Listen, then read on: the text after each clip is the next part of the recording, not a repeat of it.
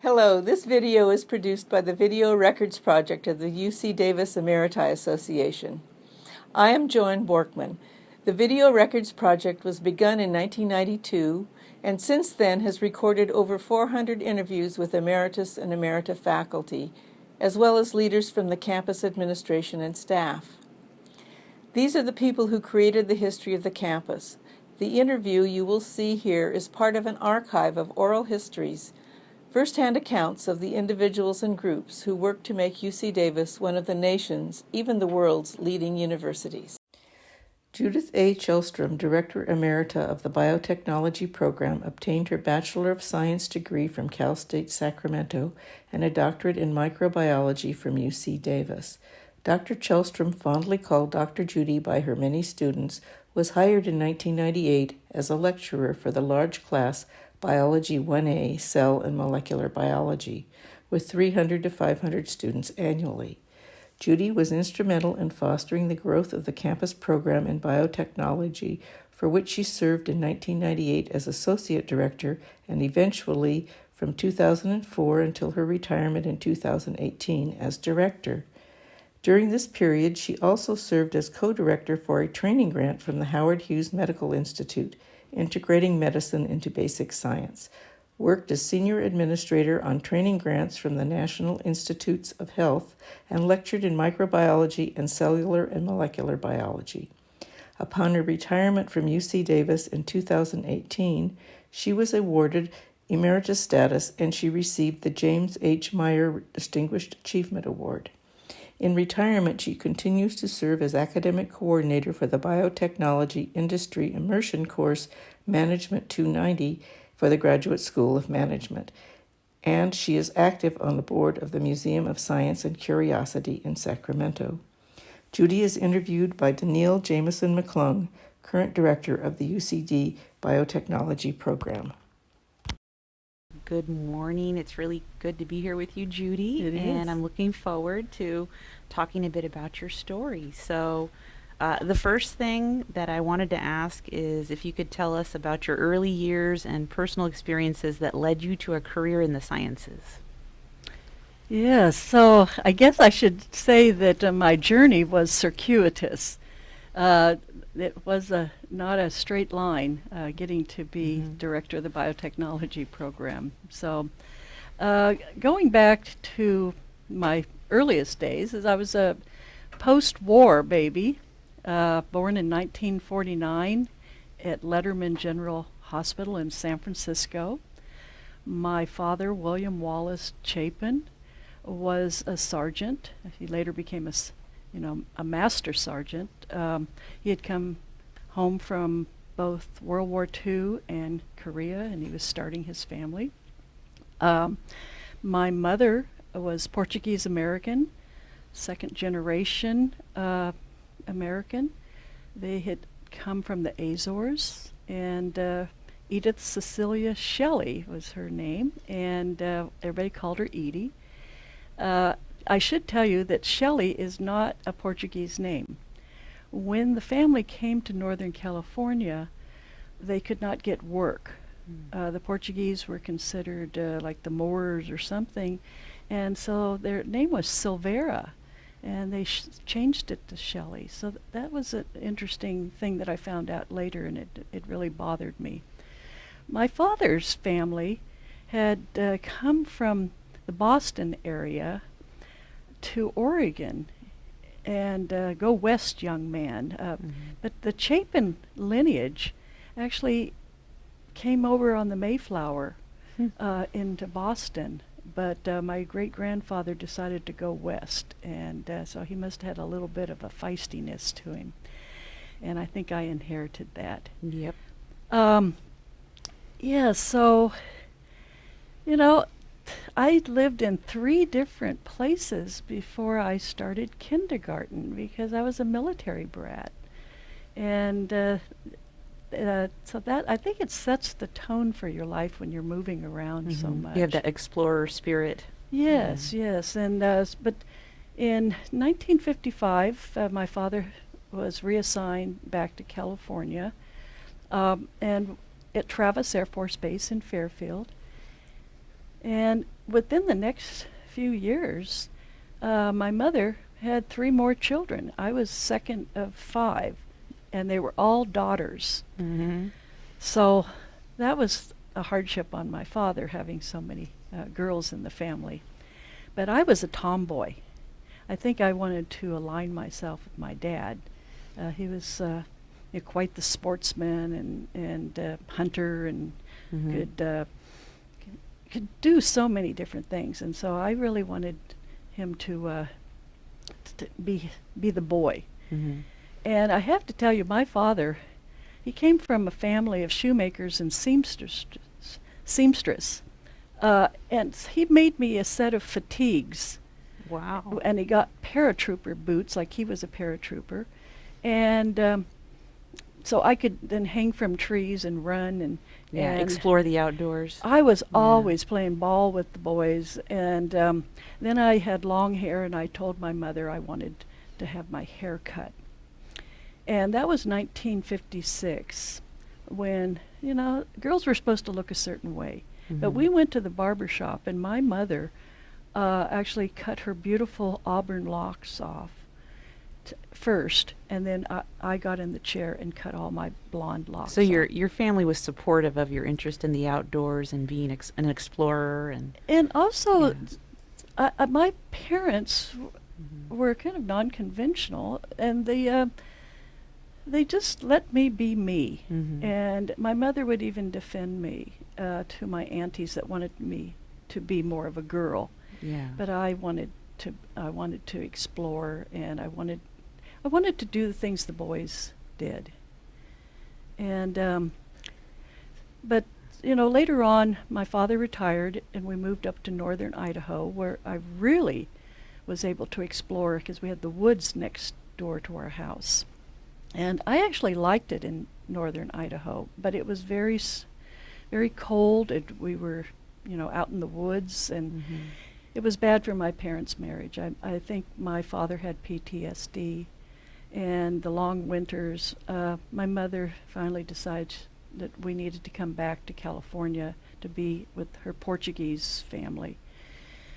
And so we left, and we came down to Napa, where my aunt and uncle had a dairy, and my grandparents were in town, and they helped us get going. We didn't have much money, but at that time I decided I'm going to help my mother raise these 3 younger sisters, and I really was falling in love with science and medicine at that time. Mhm. So I told her I was going to be a doctor at the age 12, and I was going to buy her a house someday. Mhm. Now, I have to tell you, in the 1960s, that was not a popular thing for a young girl, especially a Portuguese American girl. Mhm. No one had went to college in our family. And you were inspired a little bit by some medical challenges in your family, right? So. Well, during the next Mhm. few years, my little cousin Paul, who he got viral encephalitis, and he eventually died. But it was very traumatic. He was reduced to a 6-month-old child, and he was 7 years old. Mhm. And my Granny Marion, who was my mother's mother, was a natural healer. I just loved Granny. And when I was in high school, she got metastatic breast cancer Mhm.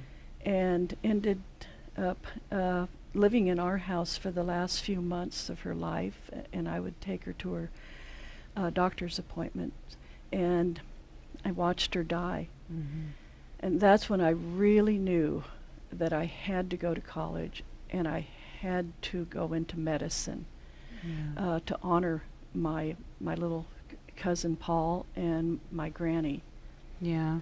So that brings me to my next question, because this, wasn't an easy path for you. So who were the main influences and mentors who got you going with these early career goals and sort of set you on your Mhm. way? Well, of course, my parents always Mhm. loved reading. They loved education, so they always supported all of us doing well in school. My granny I loved my granny. She had medical books, and I think if she would have lived in another time, she would have been a physician. Mhm. And because she loved that I loved science. But then I had a couple of high school teachers that were just amazing. Mrs. Van Boer at Napa Senior High School taught me anatomy, physiology. She had done 3 years of medical school, and so she was just brilliant. And she had me serve as her lab assistant in my senior year of high school and gave me a research project. So I will always remember her, and she thought it was a great idea for me to go to college. And Dr. Tellefson, my chemistry professor, I think he must have taught at UC Berkeley or something. He kind of took a semi-retirement in Napa. He was brilliant, absolutely brilliant, and he just believed that I could do anything that I wanted to do.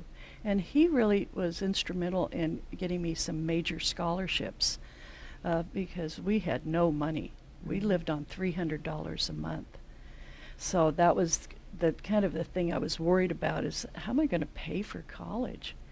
But when I graduated from Napa High as salutatorian, I had a pretty good funding for going to the Moving university. I was still, nothing extravagant, but I felt like I could make it. Yeah. And which university did you head off to?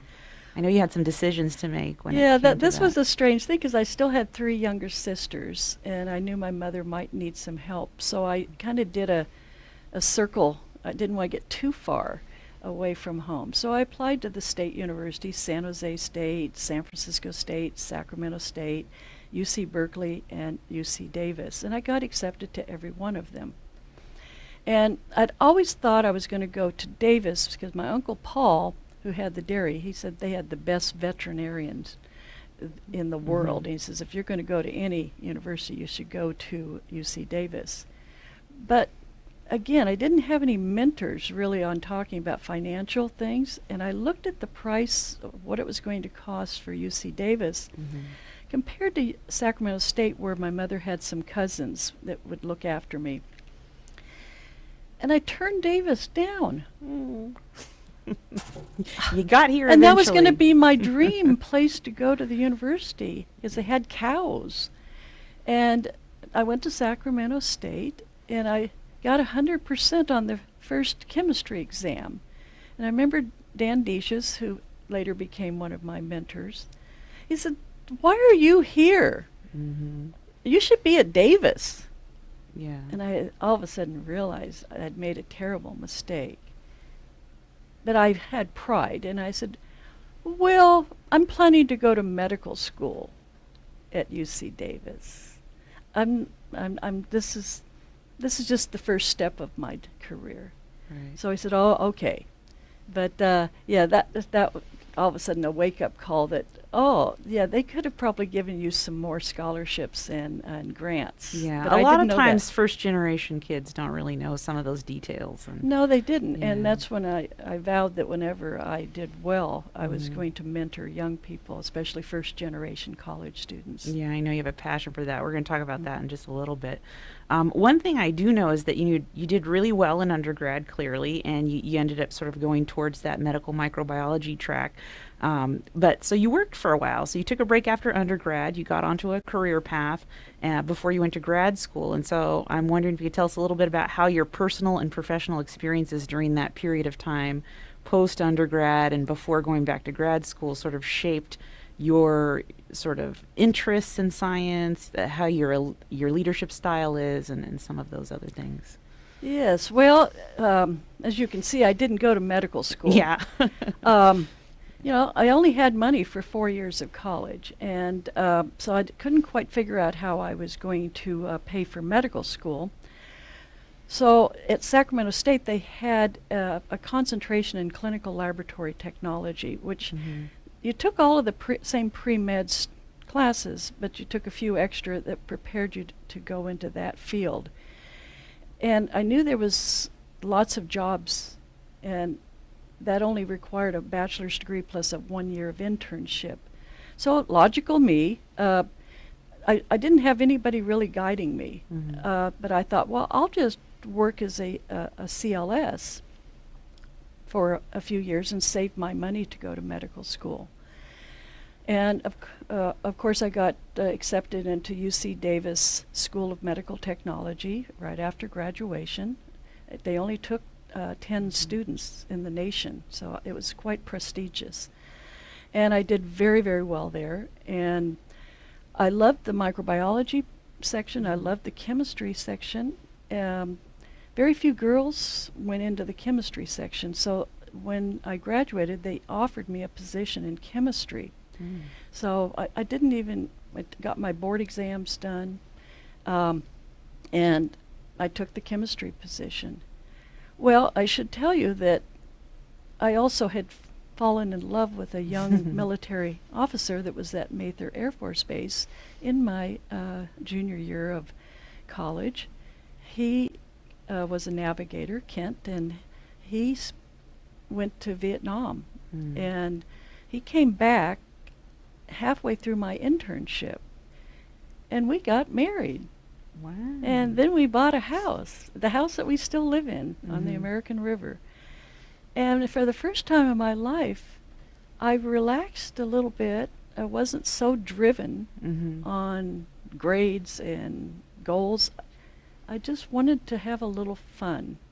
And before you knew it, Erica was born. Yeah. Then Let the fun begin. Kiddos. And then, yeah. 4 months after she was born, I get pregnant again. And then Kent gets an assignment to Hawaii. I forgot all about medical school. Yeah. I said, wow, we got 2 babies. We're going to move to Hawaii. So I had Andrea at Tripler Army Medical Center, and we were having a wonderful life, you know, the 2 babies, and Kent was doing well. But of course I was bored. You know, I'm a driven person. I need to be doing things. So I needed to get back into shape after 2 pregnancies. So I started jogging around Hickam Air Force Base. Well, I had been a track runner in high school, and lo and behold, the endurance training part was pretty easy. I had natural speed. And before you knew it, I was on the Nike racing team for the state of Hawaii, and I ran marathons and half marathons, 10Ks. I was signing autographs. Yeah. So I realized that you can actually reinvent yourself. And that was an interesting point, is whatever path you go on doesn't mean the path that you stay. Yeah. You're not stuck. And it actually was more fun to then look at nutrition, how you exercise, how do you maximize your endurance. So I really got into human physiology at that point, and so I was having a ball. But then we did come back to the mainland in 1982, and I thought I better go back to work. Right. And so that's when in Belleville, Illinois, I became a clinical laboratory scientist in microbiology, because it was always my love. Right. But it just didn't quite work at UC Davis. And I became the assistant supervisor. And I found my passion, especially mycology. Loved mycology. I loved studying tuberculosis, all these really strange pathogens. And I realized I needed to get probably more education if I really wanted to pursue that. Right. And we got back to Sacramento in 1985, but that was because Erica broke her neck jumping on my bed, and we had an emergency assignment back here to Sacramento because she had to recover from a C1, C2 fusion. Yeah. And while she was recovering, I kept having a dream that I'd be in front of hundreds of people. Now, I knew that wasn't medical school. Right. So I told my mother, I said, I had a dream that I think I'm supposed to be a professor. She thought I was a little bit loony because she thought I had a really good job. Right. But I said, I have to go to grad school, and I have to finish the chapter of going to UC Davis.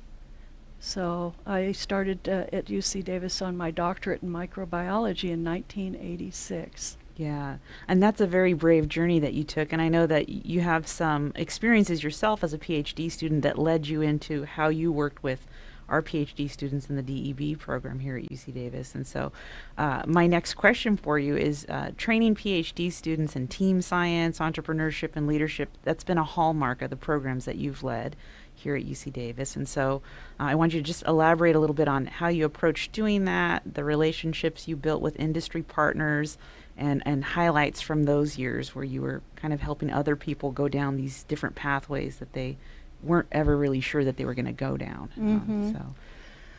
Well, again, it took me a while to finish my PhD. I did very well academically, but being a mom and living in Sacramento and dropping the kids off, and then trying to do research for 8 or 10 hours and then going home and still helping kids with homework. Right. I realize what a challenge it is to be a non-traditional student. And then when I finished my doctorate, I also realized that basic research at the age of 42 was probably not the best path for me. So again, I worked out in community colleges here in town, Sacramento State, for about 5 years. And I learned a lot about teaching and also a lot of underrepresented minorities. I really saw such a different life from the type of professors I had at UC Davis. So when I had a chance to come back to Davis in 1998 to fill in for Mark Wheelis, who taught Bio 1A, or it's now Bio 2A, the molecular and cell biology class at 500 students. Coming back to Davis, I said, I have just a different perspective. So I was just so blessed that Martina Newell McLaughlin, who was the director of the biotechnology program, needed an associate director to really help with the DEB, the Designated Emphasis in Biotechnology grad program. And so I left that lecturer position to join her team, and it changed my life.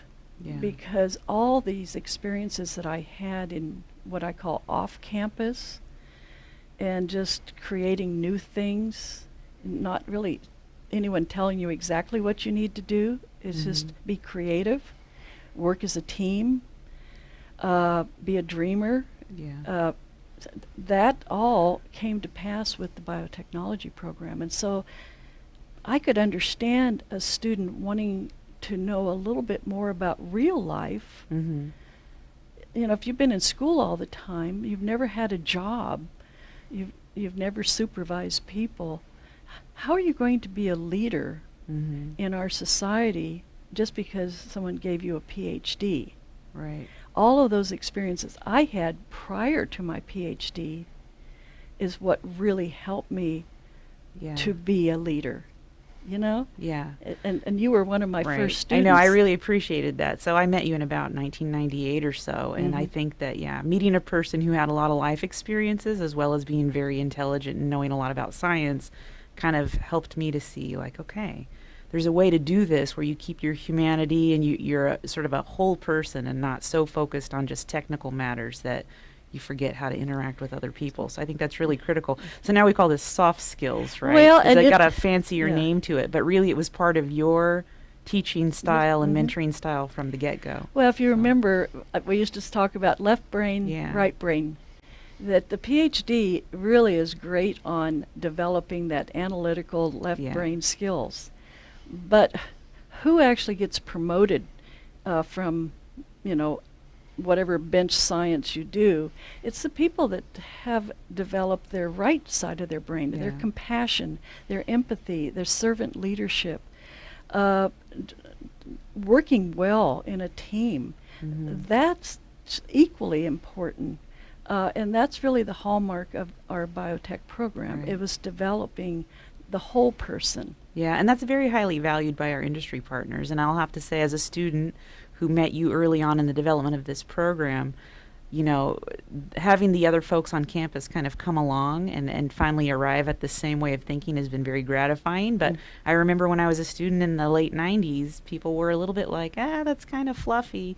You do your science, the science is what matters, pubs matter, but developing these other sort of team science skills are kind of a little bit like, Especially the off-campus internship. Right. At the very beginning in the early 2000s, many of the faculty were very resistant to having their PhD student, especially in that last year of their go away. The PhD, to go away.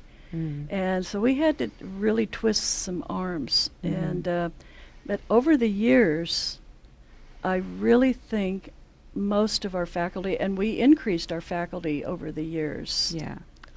They understood that this actually is really a pretty good thing for the student, because when they come back from the internship, they're more focused. That they've learned to work. If you go to a biotech company like Genentech or Monsanto, it's all team science, and you have to deliver. You have to get something done in a short period of time. So the students came back with really good skill sets. There's been a sea change, and I think it's due a lot to your work, the work of the biotech program, and other people on campus who saw this kind of need for translational research. So, that's been, I think, something. Well, I really want to important. give a shout out to Bruce Hammock, Karen McDonald, Abhay Dandekar, great research faculty. John Yoder. Got it. Martina was the driving force for the early years. I mean, she had such vision for this, and to me, I took the ball and ran with it. But then, I took over the advanced degree program for corporate employees. Jeru Manning was one of my professors in microbiology, and he had started this, but he said it belongs in the biotech program. And I loved this program because it was a do-over. Yeah. It was for a person like myself that had a bachelor's degree and kind of was stuck in a career because you didn't want to quit your job. I had to, and I lost all my retirement. But this was where you could come back and get a PhD from UC Davis without quitting your job. Right. And that you would do your research project under the tutelage of a UC Davis advisor and their industry advisor. To me, it was one of the best programs on this campus. It's small, but it is effective. Small, but it's still going. And what's really interesting right now is UCSF has partnered with Altos, and they're developing something really similar, and everybody's kind of in an uproar about it. And I watch these conversations on Twitter, and I think, we've already been doing this since 1994. Like, come on, people, do a little Google search. But anyway. Yeah, it's the same way with the designated emphasis. There are other campuses over the years that are trying to do something similar. I still think we were the first, and we really, again, we set a good tone. We had publications that came out of this, and I am still so proud of it, and I know you're doing a great job as the director and continuing the work. And I should say, I appreciate you as Director Emerita popping in to help us out here. Anything you need.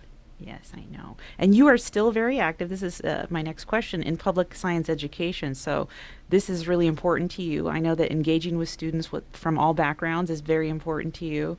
And I just wanted to ask you to elaborate a little bit on how you approach teaching and mentoring across the STEM pipeline, and maybe comment a little bit on your CPC approach and some of those things that you've brought to the table over the years. Well, Danielle, you and I, we had the Teen Biotech Challenge for so many years, of really trying to work with the high school teachers in the Valley, having them learn more about biotech, and then how do we get to the high school students to learn about biotech, because it's an industry that is in the Valley, but very few teachers even knew about it. The students weren't learning about it, so we really reached out, and then we got partners with Jan Nolta and Gerhardt for adding stem cell internships. That was the beginning. But what I was noticing, too, is that we weren't really reaching those early stage students, before junior high school. So I had the opportunity to join the board of directors of, it was the Powerhouse Science Center, but now it's Museum of Science and Curiosity in 2011, and we were going to build this new science center on the banks of the Sacramento River near the rail yards.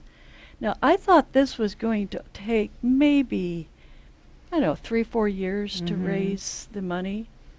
Well, we didn't get the funding for actually construction of the building until the winter of 2017. Right. And I was going to be retiring in June of 2018. I had no idea it was going to take us this long. But we did get the money. Again, we lots of prayers. Again, I'm a very spiritual person, and it took a rosary or two to get the final partners, and we got UC Davis as a partner. But one of the things that I still serve on the board, I'm the co-chair of the Education Committee, and I know you're on the Education Committee. We're really wanting to reach out to Title I schools in the region and get these kids fire in their belly, the aha. You know, second, third, fourth, fifth grade. Yeah. And guide these children. I mean, we have a beautiful building now. We have wonderful programs.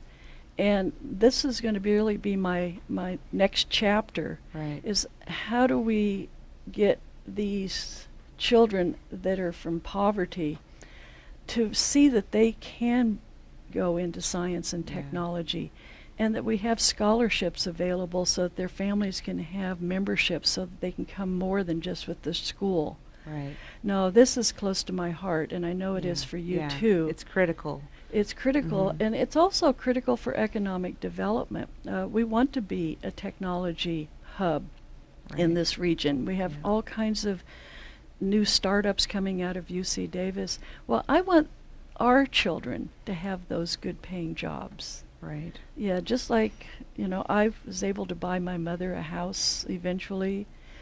We changed the whole dynamics of our family. Yeah. I can see that getting one or two of the children out and getting a college education can change the whole family. Yeah. And again, It's not easy to do. It's a hard lift. And you know, you've gone through the same thing. Yeah, no, I really love the MOSAC project and the whole idea of a public science museum in this region. It's really important, I think. So. Well, again, and the best is yet to come, because UC Davis is a major partner now, so we can get our faculty much more involved in this. Yeah. And tying it back to the DEB and training PhD students, I think learning to explain your science at all levels is key. It makes you a better scientist, a better teacher, whether you go into industry, academia, or government. And so I think partnering with this public science museum and continuing our outreach to the whole STEM pipeline is going to be really good for their training as well. We started that with the Science Communication Fellowship. We would send some of our DEB students, some of our best and brightest that were on the NIH biotech training program, and they were so bright, and they were good communicators here on campus to even undergraduates, but we challenged them to have a hands-on demonstration to 5th and 6th graders and their parents. Explaining their PhD research, right? Yes. What do you really do? It's like Jenny Lee was one of our superstars, and Jonathan Anderson. They're brilliant. But they told me, they said, Dr. Judy, this was the hardest thing I've ever done in my life. Yeah, it's really hard to explain very complex material at the level where little kids and everyone can understand. But, you know, Jonathan Anderson now is at the stem cell research. He's a professor, and Jenny is a venture capitalist in the Bay Area. So I think all of this training actually helped them to really expand their mind on what they could do.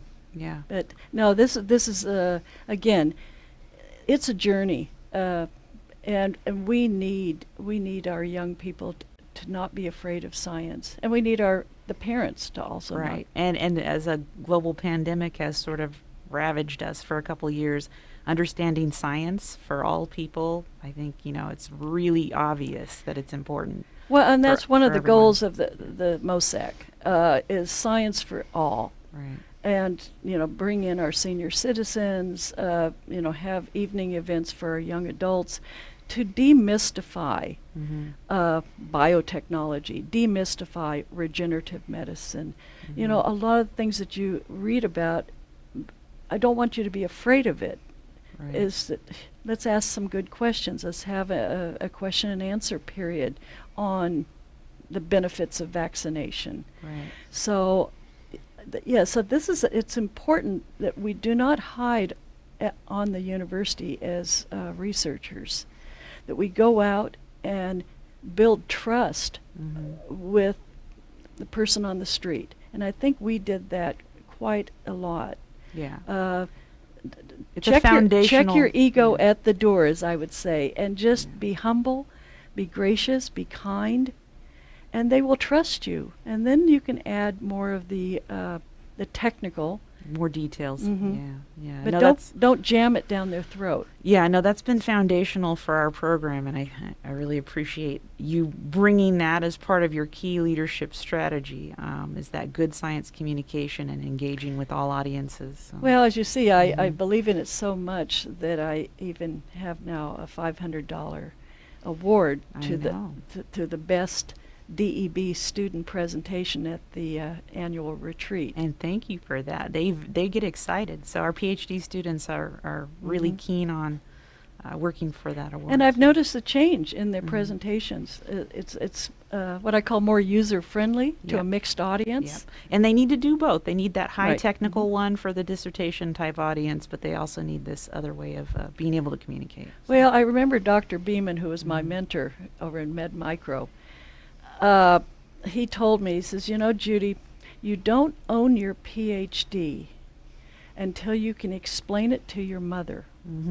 And he knew my mother hadn't graduated from high school. But he says, when you can take it to a level that she can kind of understand what you're doing, that's when you own the research. Yeah. And I've never forgotten that. He was a wonderful man. And he died too young.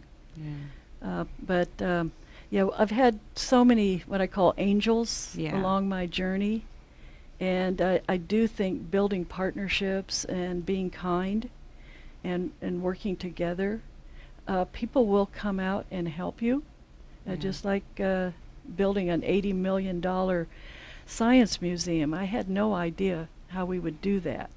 That's a lot of money. Yeah. But we put a good team together, and we had a dream, and we had persistence and passion, and that is the key. You cannot take no for an answer on something you believe in.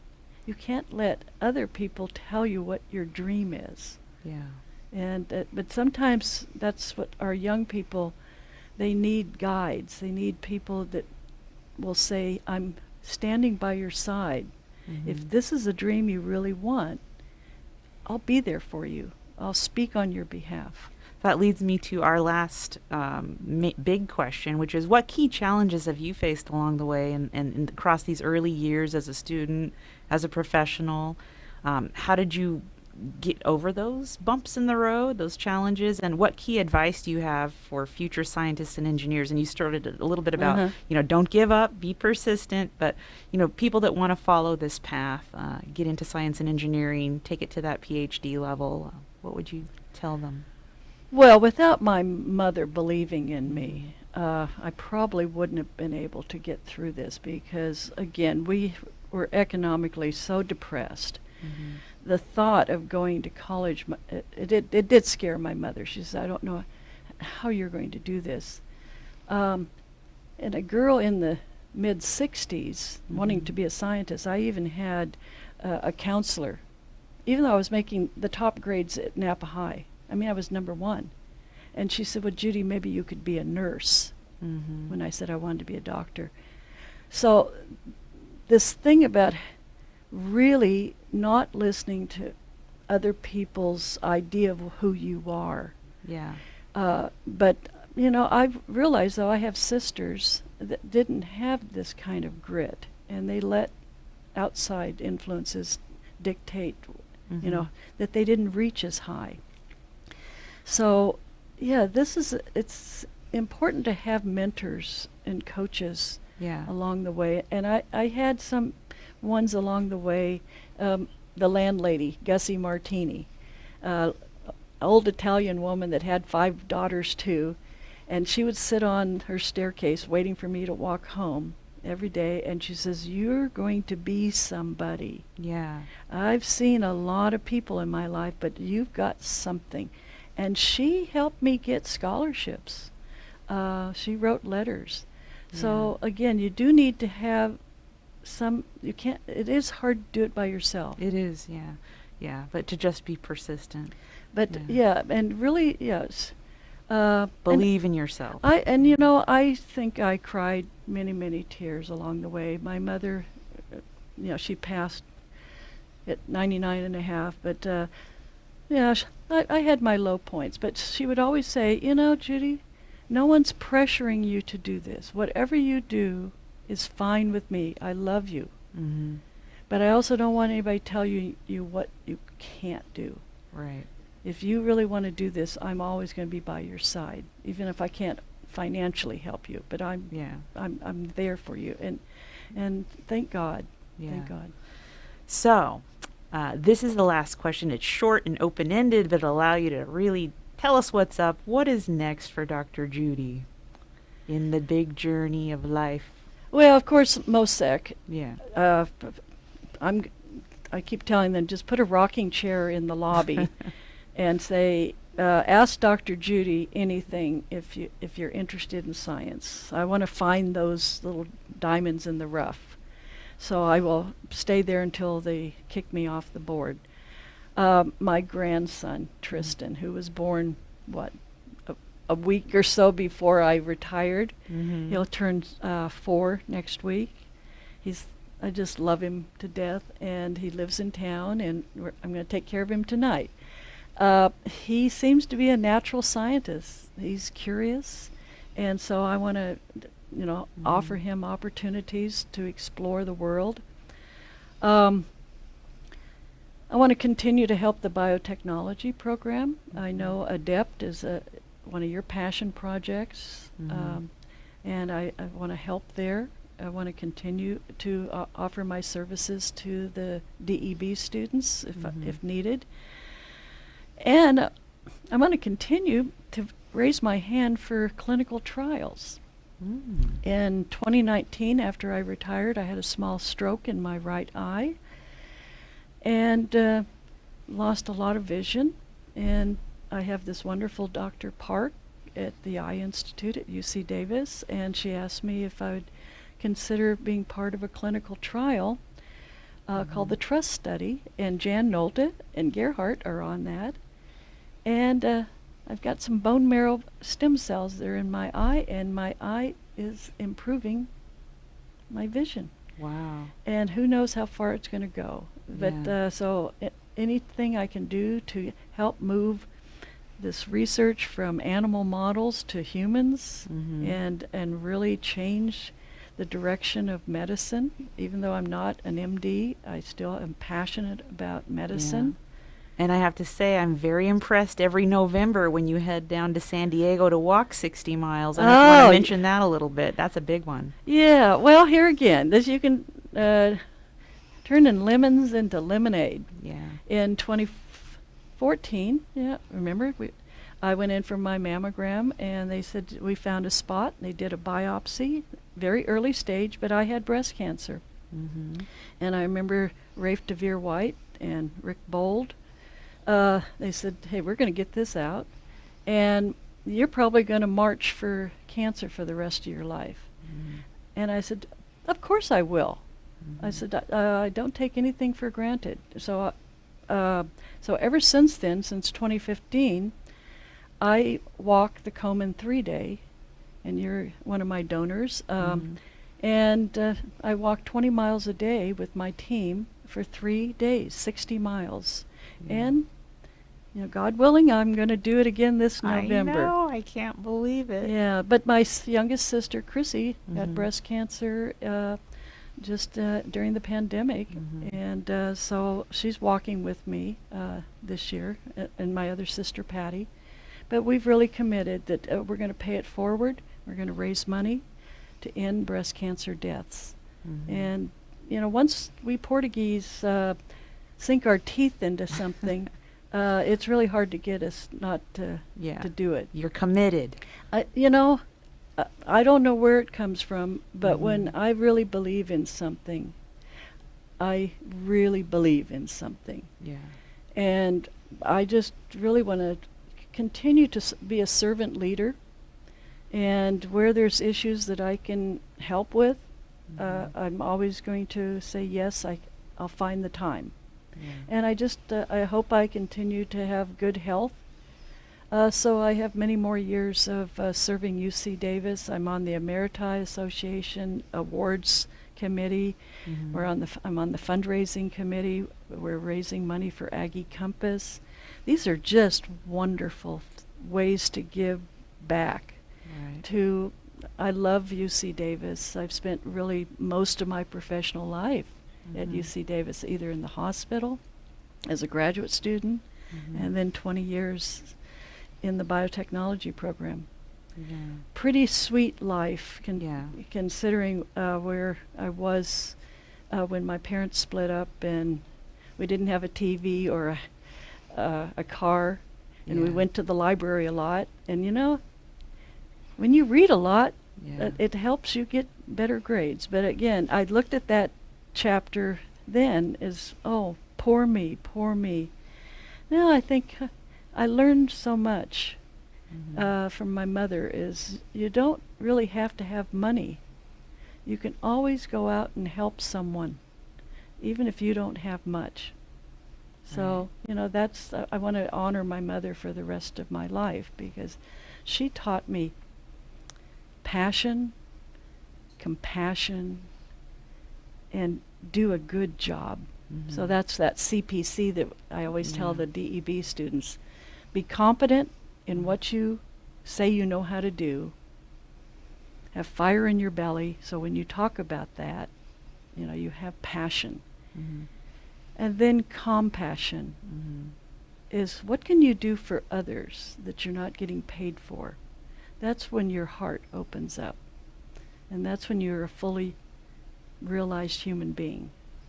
And if our students can do that, we're going to have a pretty good world. Yeah. And we're going to have much success from our UC Davis graduates.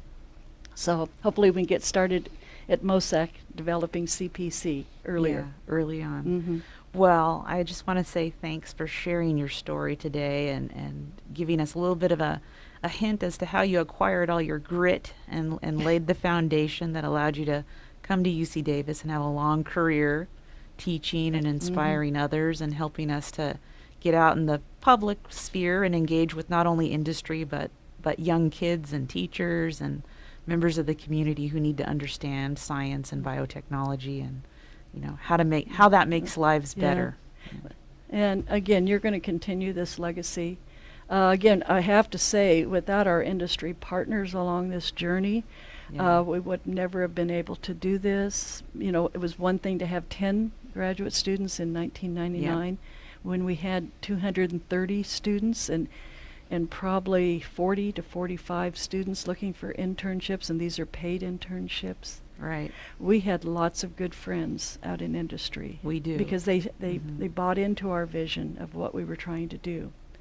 But yeah, it's just been a good ride. As I would say, it's Mr. Toad's wild ride. Yes, you do always say that. But that's how you get to discover new things. Is not everything is predictable, and you need to know how to pivot when need be. And the pandemic taught us that.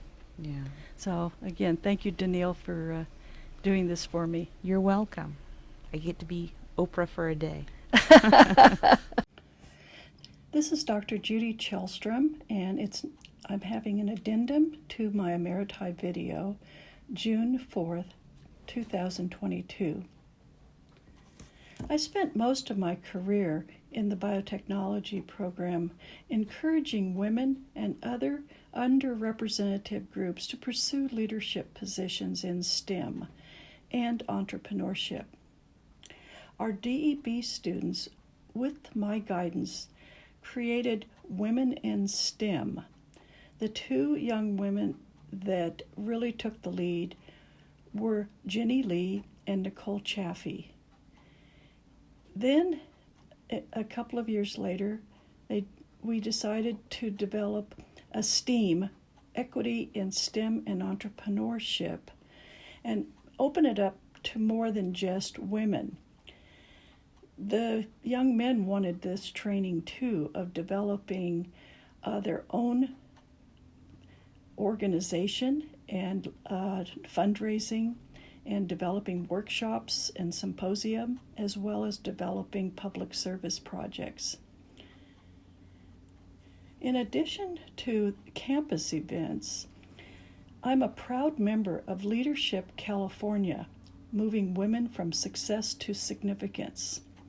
I even recruited my protege, Danielle Jameson McClung, to go through the California Issues and Trends year-long program too, so we both had access to this wonderful organization. Over the years, we met with many women leaders from all over the world, especially developing countries, to discuss equity issues in government, academia, and business. One of my most honored awards, besides the James Meyer Award, was to be a 2016 Women Who Mean Business awardee by the Sacramento Business Journal. My Rotarian colleague, Elfrina Ford, nominated me because of my board service on SARTA, Sacramento Regional Technology Alliance, and the Powerhouse Science Center, now called MOSAC, as well as my longtime partnership with the life science industry in creating the 21st century workforce. As a scientist and teacher, it felt nice to be welcomed into the business world. And I even taught an interactive course at the Graduate School of Management. Dean Rao Unava was a very visionary dean and wanted me to launch this new course as I was retiring. It was Biotechnology Industry Immersion, and I taught this from 2018 to 2020 to bring MBA students together with STEM PhD students, mainly from the DEB, to address real problems presented by industry leaders. We need entrepreneurs to start, manage, and lead biotech companies. So having the scientists and engineering students work with MBA students was just so logical, and it was so enjoyable. You know, as a child, I loved medicine and healing, and I still do. But I have expanded my understanding of how biomedical research reaches the bedside. It involves science, engineering, business, law, politics, and public trust. As I've said previously, to address complex issues, we need diverse groups of people to come together to solve them. As Simon Sinek says, it's always better together. Thank you.